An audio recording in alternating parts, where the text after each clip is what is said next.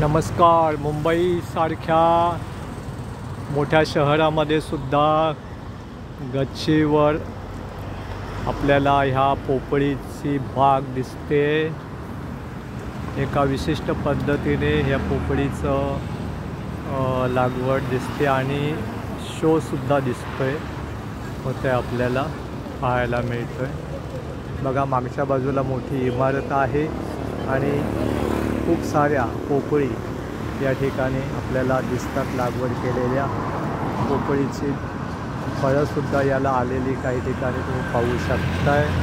म्हणजे गावाच्या ठिकाणी सुद्धा नारळ झाडं आणि पोपळीची झाडं लावली जातात. सुपारी म्हणतो त्याला आपण.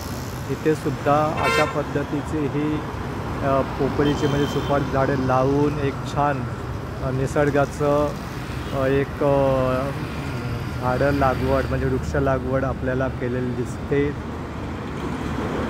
आपण म्हणतो निसर्गातील झाडे खूप कमी झालेली आहे. वृक्ष लावायला पाहिजे, झाडं लावायला पाहिजे, जेणेकरून निसर्गामध्ये जे तापमान आहे ते कमी होईल. त्याच्यातलाच हा एक प्रकार आहे.